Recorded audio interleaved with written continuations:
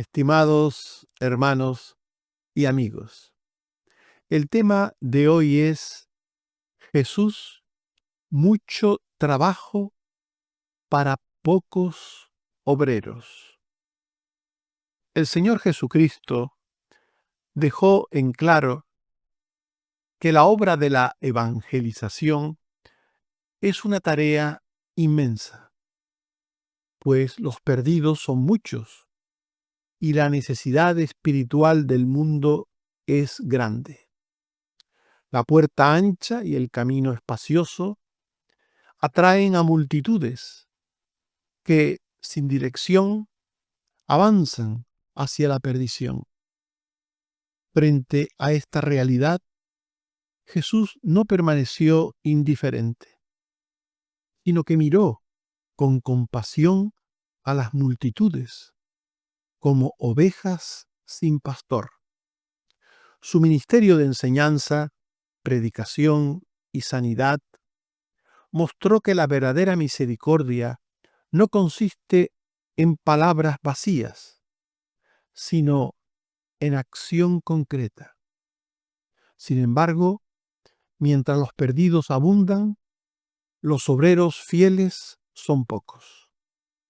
El Señor mismo declaró que la mies es mucha, pero los obreros son escasos, llamando a los discípulos a orar al Padre para que levante y envíe más siervos.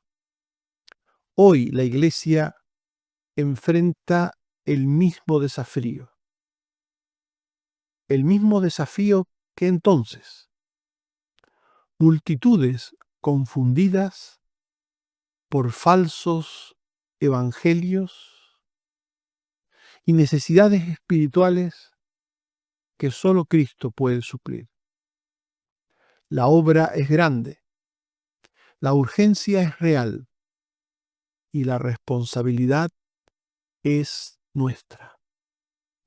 Veamos en primer lugar que el trabajo de llevar el Evangelio es mucho, porque son muchos los perdidos. El Señor dijo que son muchos los que van por el camino de la perdición. Son muchos porque la puerta y el camino de la perdición es ancha y espacioso. Mateo 7:13. Ancha es la puerta y espacioso el camino que lleva a la perdición, y muchos son los que entran por ella. Con estas palabras, Jesús nos está describiendo que la entrada a la perdición es fácil. Realmente no hay que hacer gran cosa para perderse, porque la puerta es ancha. En el camino de la perdición también hay estrechez de verdad, de justicia, de todo aquello que es bueno, y anchura de todo aquello que agrada al hombre, que gusta al hombre, y por eso, en definitiva, el camino de la perdición es ancho, porque abunda aquello que agrada al hombre. Escasea o no hay lo que desagrada y abunda lo que le agrada. Lo que quiere decir Jesús, en definitiva, es que para perderse no hay que hacer ningún esfuerzo, y para vivir por el camino de la perdición no hay que hacer ningún esfuerzo. El ser humano fácilmente cruza la puerta de la perdición y fácilmente transita por la senda de la perdición. Es una puerta ancha, es un camino espacioso, cómodo, holgado, fácil, que agrada al ser humano. Al ser humano le agrada vivir el camino de la perdición, porque en ese camino de la perdición Hay de todo lo que gusta a la carne, de todo lo que gusta al ser humano desde el punto de vista pecaminoso. Todo lo que le gusta, todo lo que le atrae, está en ese camino. Por eso es fácil andar en el camino de la perdición. Y aunque son muchos los llamados a la salvación por Dios, por la predicación de la palabra de Dios, son muchos. Son muchos realmente los que oyen la palabra de Dios a lo largo de un año en el mundo. Muchas personas escuchan de las iglesias, de sus miembros. Muchos escuchan oír hablar de Cristo. Aunque son muchos los llamados a salir del camino ancho y transitar por el camino estrecho. Aunque son muchos, son pocos los que responden al llamado con la debida actitud de arrepentimiento y de fe. Arrepentimiento que implica reconocer el pecado en el que se encuentra todo ser humano. Y fe que implica creer que Jesús murió en la cruz para pagar por ese pecado. No es algo popular que alguien reconozca: soy pecador, soy un pecador más. Esto no, a la gente no le interesa. A la gente no le interesa que le hablen de su pecado, de su maldad. Y por tanto, como no le gusta que le hablen de pecado, tampoco le gusta que le hablen de cómo salir de ese pecado, de la salvación. Mateo 22:14. Muchos son llamados y pocos escogidos. Por tanto, son muchos los que transitan por la senda que conduce a la perdición. También de entre esos muchos que van por la senda de la perdición, hay también una gran parte que estarían dispuestos a procurar una salvación de sí mismos, ajena a la salvación de Dios. Una salvación que puedan combinar con el camino por la senda ancha. Si al tiempo que se camina por la senda ancha de la perdición, al tiempo uno puede hacer algo que suponga una esperanza final, estaría dispuesto a eso. Como por ejemplo llevar una cruz o cualquier otro rito, confianza en algún acto supersticioso, algo que no impida vivir en la vida ancha. Y hay mucha gente que quiere vivir en la vida ancha, pero estaría dispuesto a, pues eso, a ponerse una cruz o a ir algún día a algún acto ritual, festivo, en el que se habla supuestamente de Cristo o se habla de cualquier cosa vinculada a la Biblia, eh, mientras se pueda estar en el camino ancho y haciendo alguna cosa. Bueno, pues eso te da la falsa creencia de que con eso te vas a salvar. Hay gente que estaría dispuesto a eso. Claro, el problema está en que quienes hacen esto muestran su dependencia del pecado, no quieren abandonar el pecado, y al mismo tiempo su soberbia de pretender combinar sus gustos, sus apetitos, sus deseos carnales con algún tipo de salvación por obras o mérito propio. Pero el ser humano es así. En Lucas 13, 23 al 24, alguien le dijo a Jesús: Señor, ¿son pocos los que se salvan? Y él les dijo: esforzaos a entrar por la puerta angosta, porque os digo que muchos procurarán entrar y no podrán. Entrar por la puerta angosta supone esfuerzo, sacrificio. Esfuerzo y sacrificio porque no es lo común, no es lo que hace la mayoría. Por tanto, reconocerse pecador, creer en Cristo y nada más que en Cristo como Salvador, como no es lo que hace la mayoría, supone formar parte de esos pocos raros, raros. Y la gente no quiere ser rara, la gente quiere ser como los demás, igual que los demás. No pasar necesariamente eh, con gloria, pero tampoco quiere ser tildada de rara, de bicho raro. Por eso a la gente le gusta transitar el camino de las mayorías, de las mayorías. Seguir el camino de lo que todo el mundo cree o de lo que todo el mundo hace. La gente se siente segura en ese camino de lo que todo el mundo cree o todo el mundo hace.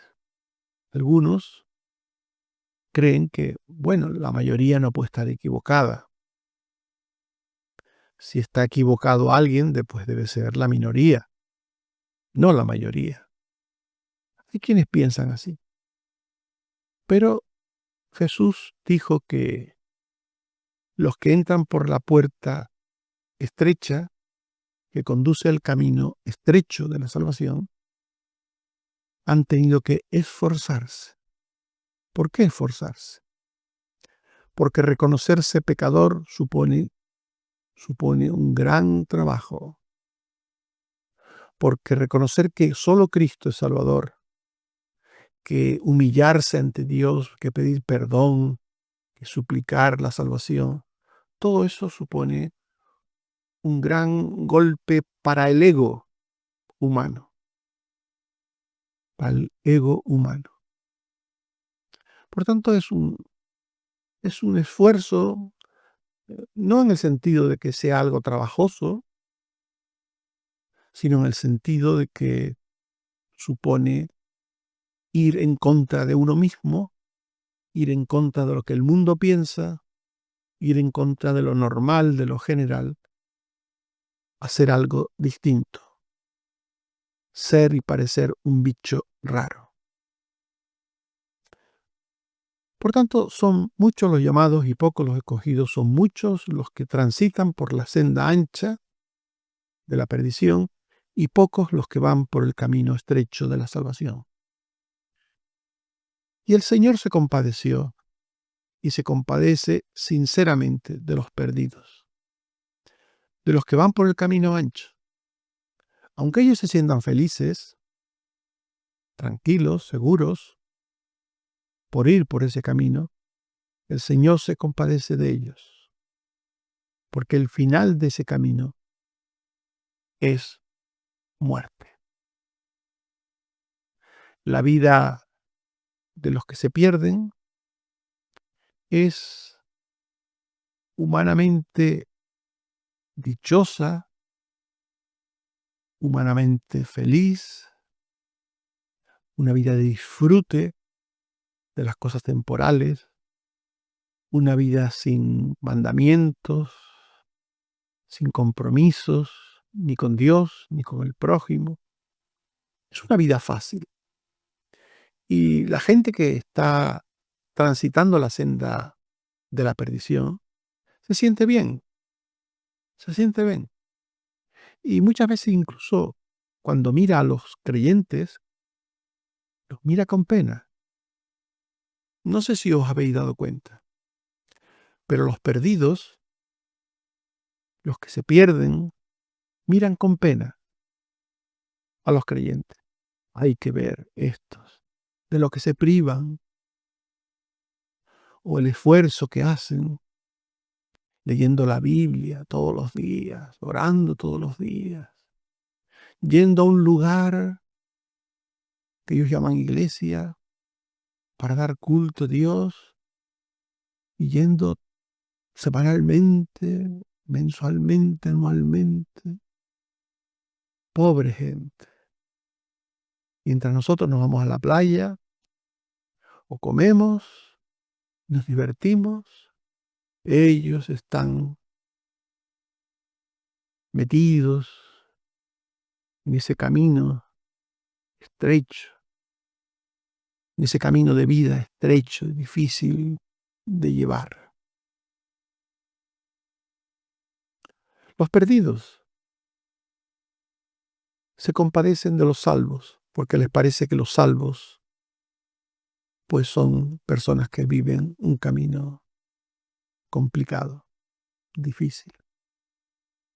Pero realmente el Señor se compadece de los que van por el camino ancho.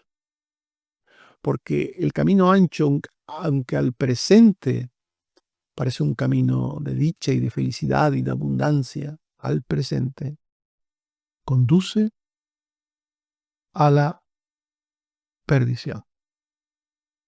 Es como unos cerdos, las personas que van por el camino ancho, son como cerdos o como pavos, como pollos, que son engordados para ser matados en una fiesta determinada. Posiblemente esos cerdos, esos pollos, esos pavos, se sientan felices. Qué bien. Nosotros aquí comiendo todos los días, cuánta abundancia nos dan de comer. Y cuando los que están siendo engordados para ser matados, sacrificados en el día de esa fiesta, miran a los cerdos libres o pollos libres, los ven por la naturaleza buscando comida, escarbando para encontrar raíces o granos. Dicen, mira qué pena. Ellos ahí sufriendo para encontrar el pan material, para disfrutar del pan terreno del mundo, allí todos los días, sufriendo y trabajando para encontrar alimento para sus cuerpos, mientras nosotros disfrutamos de abundante comida.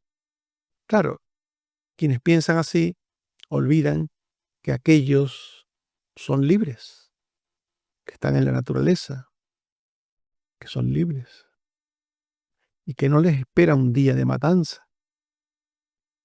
No, porque son libres. Sí, es verdad que posiblemente les cueste obtener el alimento.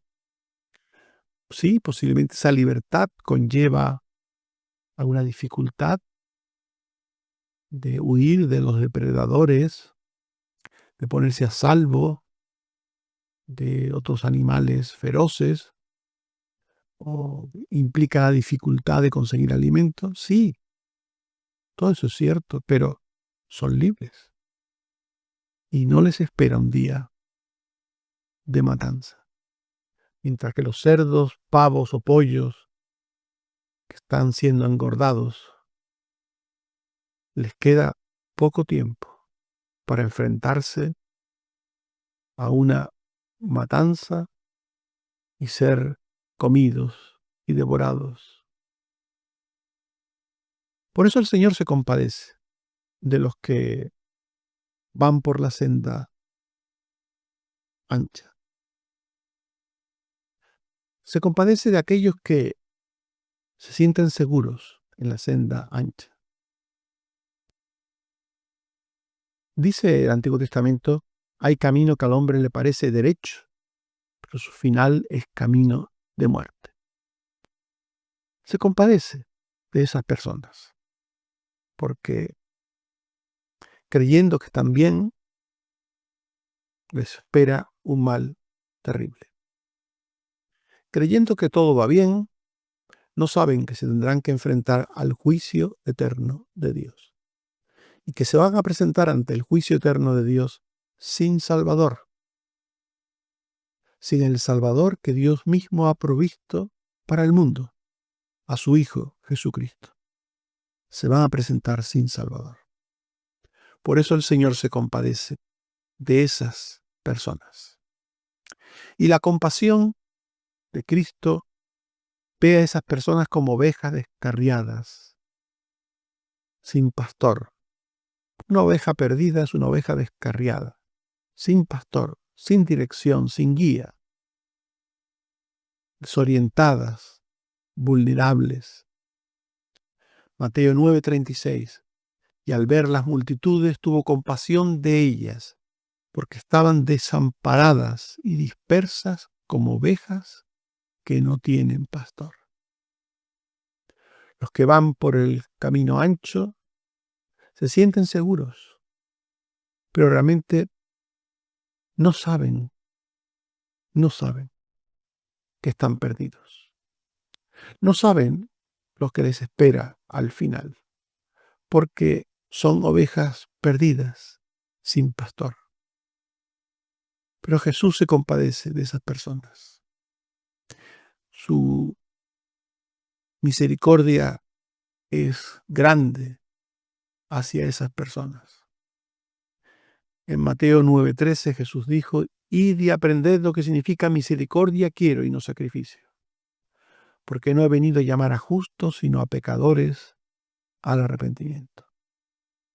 Cristo quiere que esas personas que van por el camino ancho le conozcan como Salvador y salgan del camino ancho y pasen a ir por el camino estrecho. Y en Lucas 15:32 se nos pone un ejemplo de alguien que abandona el camino ancho y pasa al camino estrecho. Era necesario hacer fiesta y regocijarnos, porque este tu hermano era muerto y ha revivido, se había perdido y es hallado. Hay fiesta en los cielos cuando un pecador perdido es hallado, cuando un pecador muerto encuentra vida. Hay gozo en los cielos. Cristo se compadece de los perdidos. Cristo se compadeció con sus palabras y con sus hechos de los perdidos. Nos dice en Mateo 9:35 que recorría Jesús todas las ciudades y aldeas enseñando. Iba por todas partes predicando. Cosas como esta, Marcos 2:17. Al oír esto Jesús le dijo: los sanos no tienen necesidad de médicos, sino los enfermos. No he venido a llamar a justos, sino a pecadores. Los que están en la senda estrecha van rumbo a la salvación. Cristo está preocupado y ocupado por los que van por la senda ancha. Él vino a sacar a esas personas de la senda ancha y conducirlos a la senda estrecha. Y el evangelio que Jesús predicaba enseñaba que el pecador debía arrepentirse y creer en Él como único medio para recibir la salvación, como único medio para salir de la senda ancha. Solo mediante el arrepentimiento y la fe se sale de la senda ancha. Mateo 9:35. Predicando el evangelio del reino. La palabra evangelio significa buena nueva, buena noticia. La buena noticia del evangelio es que en Cristo hay salvación. Marcos 1:14 al 15. Jesús vino a Galilea predicando el evangelio del reino de Dios, diciendo: el reino de Dios se ha acercado, arrepentíos y creed en el evangelio. Jesús hablaba del pecado que hace que el hombre se sitúe en la senda ancha. Jesús no solamente hablaba, predicaba, sino que Jesús también acompañaba sus palabras de obras prodigiosas. Esto era parte de su compasión, porque estas obras prodigiosas, los milagros, tenían el propósito de abrir los ojos, de ayudar a abrir los ojos, de abrir el entendimiento de los que iban por la senda ancha. Mateo 9:35. Y sanando toda enfermedad y toda dolencia en el pueblo, se nos dice. Mateo 9:5. ¿Qué es más fácil decir? Los pecados te son perdonados, o levántate y anda. Pues para que sepáis que el Hijo del Hombre tiene potestad para perdonar pecados, dijo al paralítico, levántate y vete a tu casa. Los milagros tenían el propósito de ayudar a la fe, de producir fe o de aumentar la fe, de hacer que el que iba por la senda ancha de perdición entendiera que tenía que cambiar de la ancha a la estrecha. La misericordia de Cristo busca, procura que el pecador crea en él. Y la actitud de Cristo hacia los pecadores debería ser nuestra actitud. Nunca deberíamos ser fríos o indiferentes con nuestro prójimo perdido, con aquellos que van por la senda ancha. Nunca. Nunca deberíamos mirarlos con desdén, con menosprecio, hablar de ellos como los impíos, los malvados, los pecadores. Nunca deberíamos hablar de los que no tienen la salvación con desprecio. Deberíamos de ver a esas personas con el deber cristiano de ayudarles, de tenderles la mano. No ser como Caín, que cuando Dios le preguntó, ¿dónde está Abel tu hermano? Él respondió, no sé, ¿soy yo acaso guarda de mi hermano? Génesis 4:9. Hay personas que no creen que tienen ninguna responsabilidad con el prójimo perdido. ¿Soy yo acaso guarda de mi hermano? ¿Por qué tengo yo que hablarle a este o a aquel de la salvación? Hay personas que menosprecian a los perdidos, como los fariseos y los escribas. Lucas 5:30. Los escribas y los fariseos murmuraban contra los discípulos diciendo, ¿por qué coméis y bebéis con publicanos y pecadores? ¿Por qué perdéis el tiempo con esa gente? ¿Por qué le habláis a esa gente? Hay gente que mira con desprecio a los perdidos, a los que van por la senda ancha, con gran desprecio. Y me refiero a gente que supuestamente camina en la senda estrecha, obviamente. Pero tenemos que imitar a Cristo. Tenemos que tener compasión tierna, misericordiosa, hacia aquellos que están perdidos. Lucas 15, 22 al 24. El padre dijo, sacad el mejor vestido y vestidle, y poned un anillo en su mano y calzado en sus pies, y traed el becerro gordo y matadlo, y comamos y hagamos fiesta, porque este mi hijo muerto era y ha revivido, se había perdido y es hallado. Y comenzaron a regocijarse. Por tanto, deberíamos trabajar por los perdidos, por los que van por la senda ancha, haciéndoles ver que hay una senda estrecha que conduce a la vida. Y si alguien sale de la senda ancha y pasa a la estrecha, deberíamos sentirnos felices, contentos.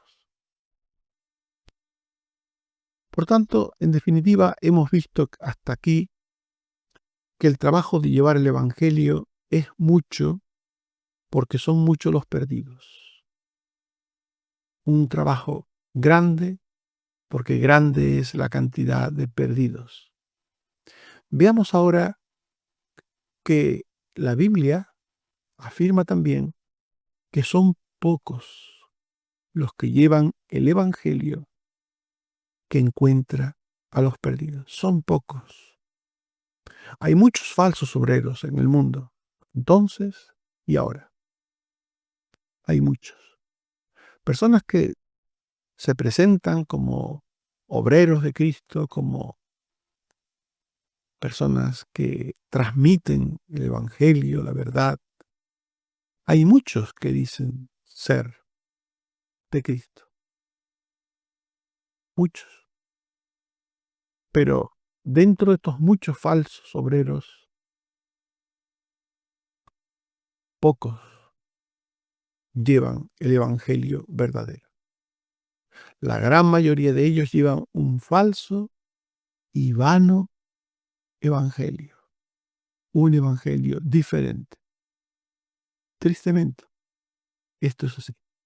Ya lo dijo la profecía del tiempo de los apóstoles, a través del apóstol Pablo. 2 Timoteo 4, 3 al 4. Vendrá tiempo, mirad aquí, el aspecto futuro, cuando no sufrirán, no soportarán la sana doctrina, no soportarán la sana enseñanza, sino que teniendo comezón de oír, comezón es picazón, que picándoles la verdad en el oído, que molestándoles la verdad en el oído, se amontonarán maestros conforme a sus propias concupiscencias y apartarán de la verdad el oído y se volverán a las fábulas. Vendrá tiempo cuando aquellos que dicen ser cristianos no querrán la verdad.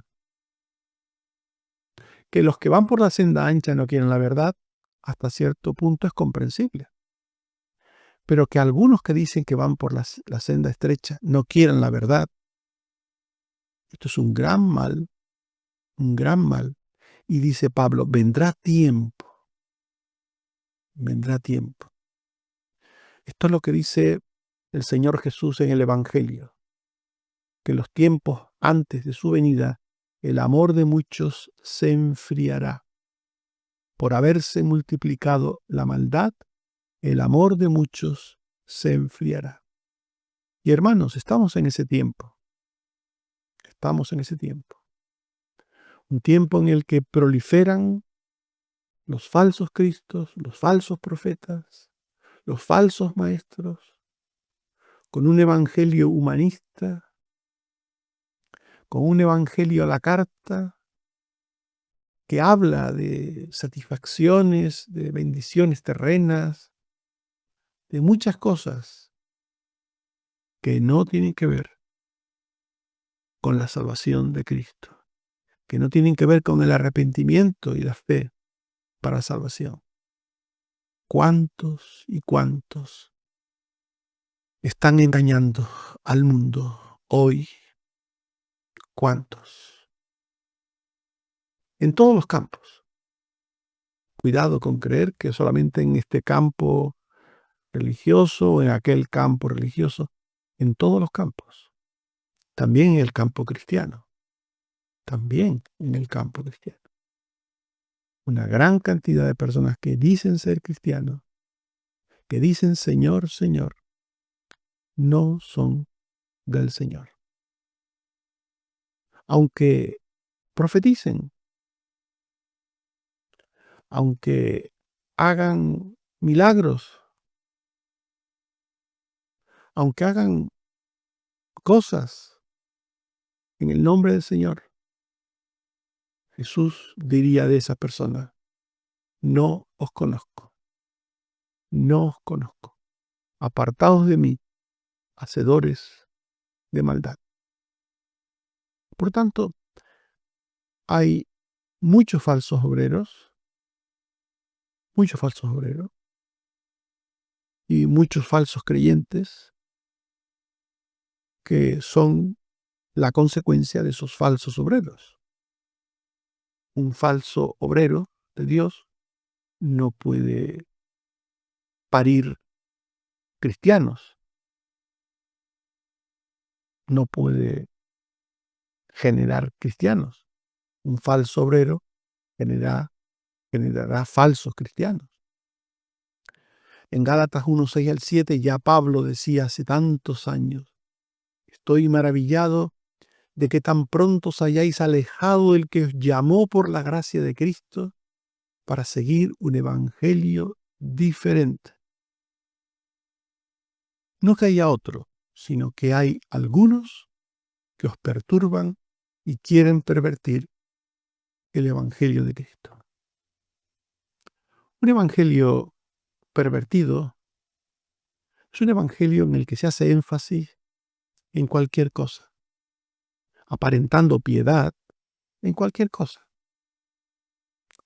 Y la gente se encandila con esas cosas que se enseñan. Y se encandila con ellas y se olvida de que quien salva es Cristo. De lo que salva es la obra de Cristo en una persona, llevándole al arrepentimiento y a la fe en su sacrificio. Esto es lo que salva. Pero el falso evangelio hace creer que bueno, que lo importante es hacer algo, un rito, como los judaizantes en tiempos de Pablo. Sí, hay que creer en Cristo, decían ellos, pero no basta con creer en Cristo, hay que circuncidarse, hay que guardar la ley. Y casi siempre los falsos cristianos te dirán que tienes que hacer algo,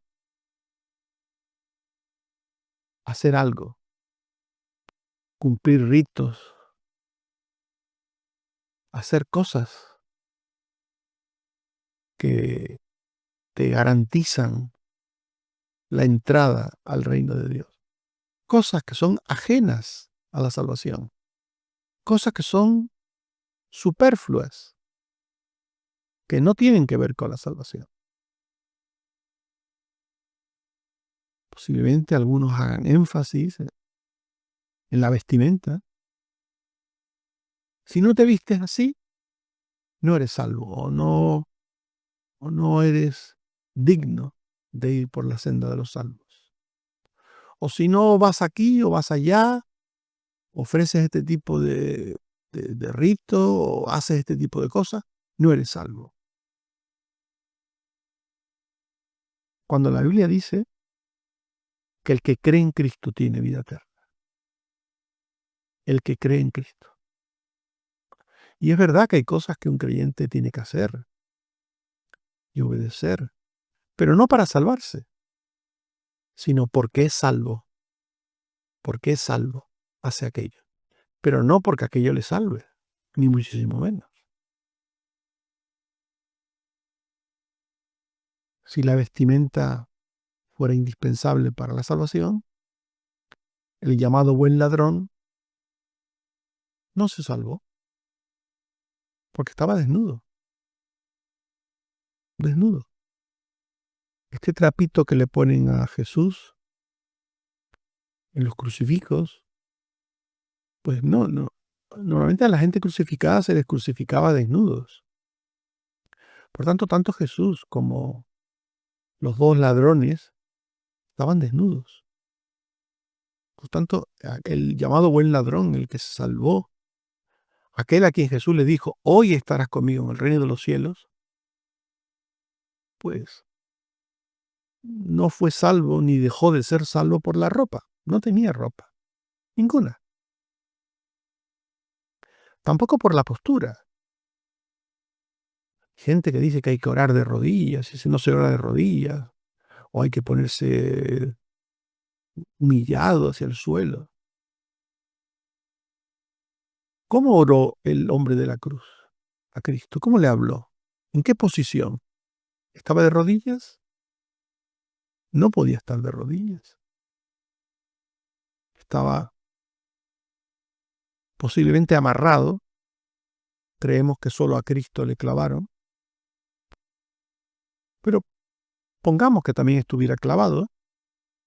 No, pues realmente estas cosas no las sabemos. Clavado, amarrado, da igual. Estaba en una cruz. Por tanto, tampoco podía tener una forma una forma de estar ante Jesús, una forma externa. Por tanto, ni su ropa, ni su forma externa, tampoco tenía estudios teológicos, no había hecho unos cursos, tampoco tenía un grado de antigüedad en el pueblo de Dios. Hay lugares que, bueno, si una persona no lleva 6 meses, o 1 año, o 2 años, no le consideran creyente, no le consideran salvo. Aquel hombre, ¿cuánto tiempo llevaba al lado de Jesús? ¿Minutos? ¿Quizás algunas horas? Y Jesús le dijo: hoy estarás conmigo en el paraíso. Hoy estarás conmigo en el paraíso. Por tanto, ni la ropa, ni la forma de estar, ni el conocimiento que pudiera tener sobre Cristo, los estudios teológicos o humanos, tampoco para ser salvo hay que ser moralmente impecables ante la humanidad y la sociedad. Basta con estar arrepentidos y con creer. Hay gente que dice: no, no, este no puede ser salvo porque este es un borracho, fue un borracho. Como el hijo mayor, tu hijo se gastó los bienes con prostitutas. Para aquel, lo importante era lo que había hecho en el pasado, no lo que en el presente. No era que estaba arrepentido, que había vuelto. Le daba igual todo aquello. Para el hijo que se quedó en la casa, el hijo mayor, lo importante es lo que había hecho en el pasado. ¿Cuánta gente considera que hay personas que no son salvas por lo que hicieron en el pasado? Este fue pirata, este fue bandolero de la sierra de no sé dónde, esta fue prostituta, esta no puede ser creyente nunca. ¿Dónde está eso en la Biblia? No importa lo que uno haya sido, lo que importa es lo que uno sea hoy delante de Dios. Y hay personas que esto no lo entienden, no lo entierran.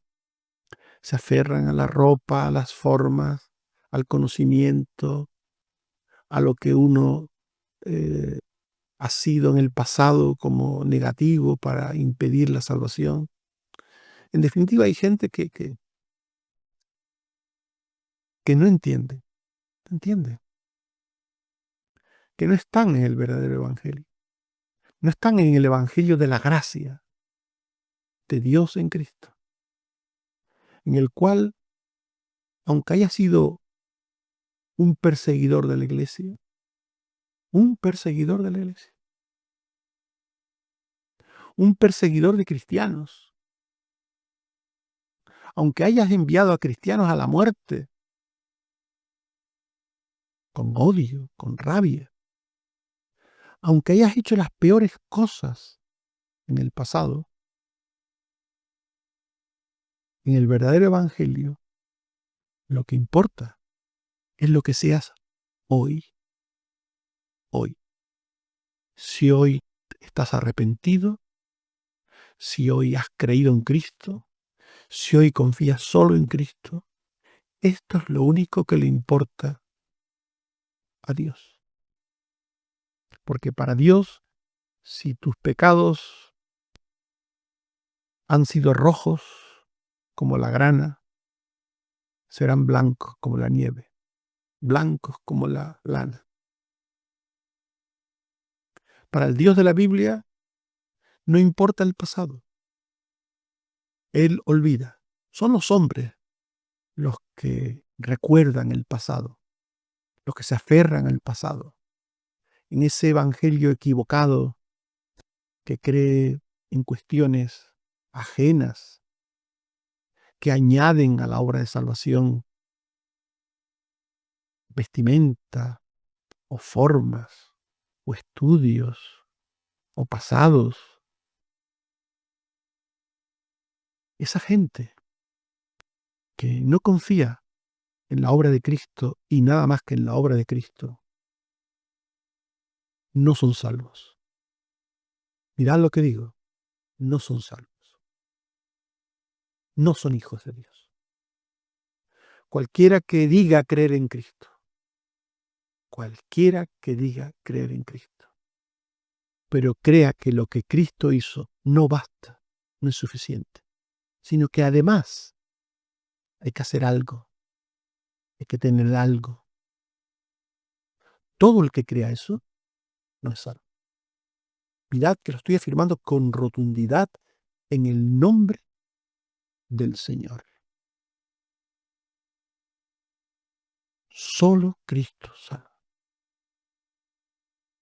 a todo aquel que cree en Él.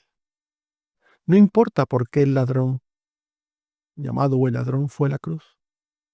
No importa que estaba vestido desnudo, no importa la posición que tenía, no importa cuánto sabía, cuánto dejaba saber, no importa su pasado. En aquel momento creía en Cristo y Jesús le dijo, hoy estarás conmigo en el paraíso. Ese es el Evangelio verdadero. Y todo lo que sea confiar en otra cosa que no sea Cristo es falso. Es evangelio falso. Y todo el que crea en un evangelio falso no es salvo, no tiene la salvación. Por mucho que lo crea, por mucho que lo crea. Señor, en tu nombre hicimos milagros, en tu nombre echamos demonios, en tu nombre profetizamos. Hay gente que confía en lo que ha hecho, lo que hace, en esas cosas segundas, secundarias. No confía en el Señor. Cuando Jesús dijo, no todo el que me dice Señor, Señor, aquellos podían haber dicho, Señor, creemos en ti. No creemos otra cosa sino en ti. Podían haber dicho eso, ¿no? Pero no dijeron eso. En tu nombre hicimos. Y empiezan a relatar cosas que hicieron. Porque realmente en eso estaba su confianza, en lo que hicieron, en aquellas cosas que ellos añadían a Cristo, a la obra de Cristo, a la persona de Cristo. Y por eso yo afirmo aquí, categóricamente en el nombre del Señor, que todo aquel que dice Señor, Señor, pero confía en lo que hace y no en el Señor, no entrará en el reino de los cielos. Aquí, categóricamente. Y si alguno me quiere crucificar por esto, que me crucifique. Me da igual. Pero eso es lo que dice la palabra de Dios. Eso es lo que dice la palabra de Dios. Y yo creo en lo que dice la palabra de Dios. No creo en los hombres. No creo en los hombres dados a ser hipócritas, soberbios, y añadir a la obra de Cristo, a confiar en caminos de vana piedad, de religiosidad estéril, que tienen apariencia de piedad ante los ojos de los hombres, pero no tienen valor alguno contra los apetitos de la carne. Por tanto, quienes enseñan un evangelio diferente no son siervos de Cristo, no son siervos de Cristo, en ninguna manera. Y por tanto tampoco son salvos. Gálatas 1:10 al 11.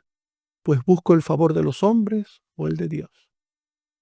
O trato de agradar a los hombres. Pues si todavía agradara a los hombres, no sería siervo de Cristo. Mas os hago saber, hermanos, que el evangelio anunciado por mí no es según hombre. Aquí está un poco de nuevo el detalle. El evangelio diferente, el evangelio humano, el evangelio según hombre, el que le añade, el que le quita o le añade a la obra de Cristo. El soberbio que no considera suficiente lo que hizo Jesús en la cruz y tiene que poner su guinda, tiene que añadir algo para completar, para complementar lo que Cristo hizo. Por tanto, todo el que está en esa forma de pensar, pues debe salir de ella. Todo el que está en esa forma de pensar debe salir de ella. Y cuidado, hermanos, cuidado con creer a todo el que hable de Cristo sin más. No por hablar de Cristo, sed de Cristo. Primera de Juan 4, 1 al 2. Amados, no creáis a todo espíritu, sino probad los espíritus, si son de Dios. Porque muchos falsos profetas han salido por el mundo. En esto conoced el Espíritu de Dios. Todo espíritu que confiesa que Jesucristo ha venido en carne es de Dios.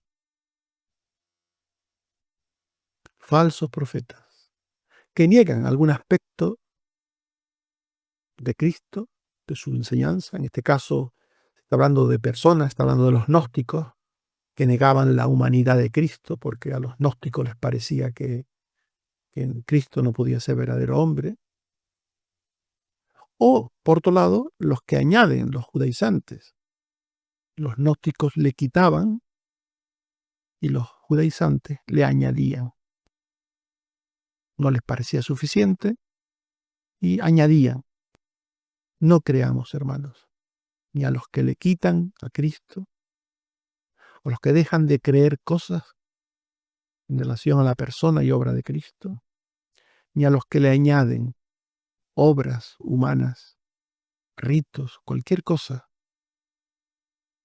pretextando piedad, y alegando que son necesarias esas cosas para la salvación, pero olvidando que solo la sangre de Cristo limpia de todo pecado. Así pues, todos los perdidos y necesitados de salvación, todos los que van por la senda ancha, necesitan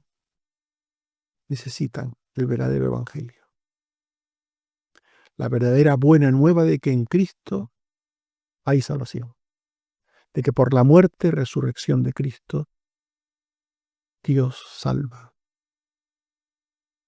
La mies es mucha. Mateo 9:37. A la verdad, la mies es mucha. Es mucha la mies. Es mucho el trabajo. Pero tenemos que ir con el mensaje de Cristo. El que creyere será salvo, mas el que no creyere será condenado. Marcos 16:16. Punto. La salvación es por gracia, por medio de la fe, no por obras, para que nadie se gloríe. Marcos 16:15. Id por todo el mundo y predicad el evangelio a toda criatura. El verdadero evangelio está en la palabra de Dios bien entendida y bien expuesta. Bien entendida y bien expuesta. No por repetir como loros versículos bíblicos, se está anunciando la verdad de Dios. Satanás, cuando tentó a Cristo Jesús, le mencionó la Biblia. Le tentó con la Biblia. Lógicamente mal usada, mal entendida, mal interpretada. Pero le recitó la Biblia. Cuidado, no por leer la Biblia o por recitarte algún texto de la Biblia. Alguien puede estar usando mal la Biblia o manipulando, sacando de contexto lo que dice la Biblia. 2 Timoteo 2, 2 y 15. Lo que has oído de mí, dice Pablo, encarga a hombres fieles que sean idóneos para enseñar también a otros. Procura con diligencia presentarte a Dios aprobado como obrero que no tiene de qué avergonzarse, que usa bien la palabra de verdad. Por tanto, el Evangelio de Cristo, el Evangelio que habla de la salvación de Dios en Cristo, debe ser expuesto, pero debe ser expuesto con fidelidad. de forma sana, de forma correcta. El mensaje desviado de la verdad es como gangrena o como carcoma para la fe. 2 Timoteo 2, 16 al 18. Evita profanas y vanas palabrerías, porque conducirán más y más a la impiedad. Y su palabra carcomerá como gangrena, de los cuales son Himeneo y Fileto, que se desviaron de la verdad, diciendo que la resurrección ya se efectuó, y trastornan la fe de algunos. Esto que sucedió hace tantos años sucede también hoy. Algunos trastornan la fe de la gente. ¿Cuánta gente está engañada, escuchando profanas y vanas palabrerías que carcomen como la gangrena? ¿Cuántos? Porque no se conforman con la sana doctrina, con la palabra tal y como ha sido enseñada. Debemos proclamar esa palabra. 2 Timoteo 4, 1 al 2. Te encarezco delante de Dios y del Señor Jesucristo que prediques la palabra, que istes a tiempo y fuera de tiempo, redarguye, reprende, exhorta con toda paciencia y doctrina. La palabra de Dios en sí tiene poder, es poderosa, como espada de dos filos. Es suficiente. No necesita ni de añadidos, ni de colorantes, ni de conservantes, ni que le quitemos cosas que no nos gustan, ni que le quitemos, ni que le añadamos. Por eso la mies es mucha y los obreros pocos, porque hay muchos perdidos y pocos que quieran llevar la palabra fielmente a esos muchos. Por eso Jesús dijo los obreros pocos. Por eso ya desde el Antiguo Testamento Dios decía, ¿a quién enviaré y quién irá por nosotros? Y por eso dijo Jesús, rogad al Señor de la mies que envíe obreros a su mies. Debemos clamar a Dios para que esos muchos que van por la senda ancha escuchen la palabra verdadera del Señor, el Evangelio verdadero. El Evangelio que habla de Cristo como único y suficiente Salvador. Personas que puedan ir hablando y decir, el reino de los cielos se ha acercado. Mateo 10, 1, 5 y 7. Personas que hayan respondido al Señor, heme aquí, envíame a mí, como el profeta Isaías 6, 8. Y que puedan llevar la palabra de Dios del mundo, tal y como el Señor la ha dejado. Estimados hermanos y amigos, hemos visto que Jesús nos habló de mucho trabajo para pocos obreros. Y ante esto tenemos que decir que no basta con la necesidad de llevar la verdad de la palabra, hemos de sentirla y de actuar, hemos de mostrar el amor de Cristo con nuestras palabras y con nuestras obras. Debemos guardar la pureza del Evangelio, evitando los falsos mensajes que desvían a los perdidos. Debemos clamar a Dios por más obreros en nuestras oraciones diarias, por obreros fieles que confíen en el Señor de la mies y que confíen en el mensaje que ese Señor de la mies les da y lo lleven tal como el Señor se los da al mundo. No solo debemos pedir que otros prediquen el Evangelio, sino que tenemos que estar dispuestos a decir, si Dios lo tuviera bien, heme aquí, envíame a mí.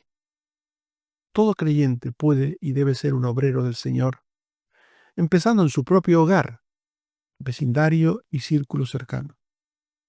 Y algunos entre los creyentes pueden ser llamados por Dios para hacer una obra más amplia, más profunda, sirviéndole como misioneros, como pastores.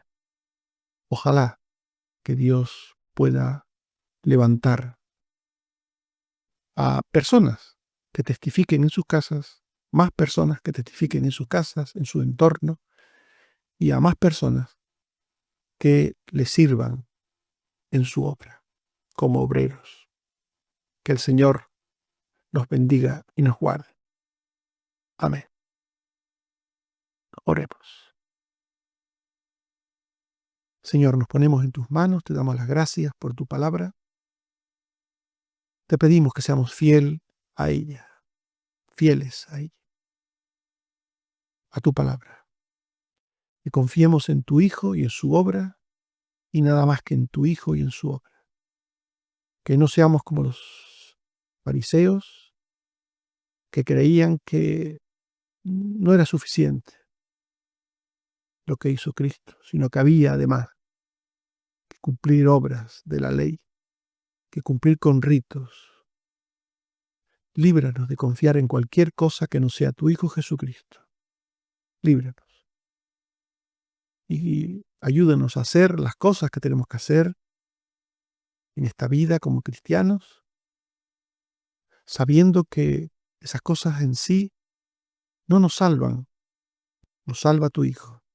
Que esas cosas solamente demuestran nuestra fe, nuestra obediencia, nuestro amor por ti, por el orden, por lo que tú quieres, pero que no caigamos en poner a esas cosas segundas, secundarias, en lugar de tu Hijo. Ayúdanos, Señor.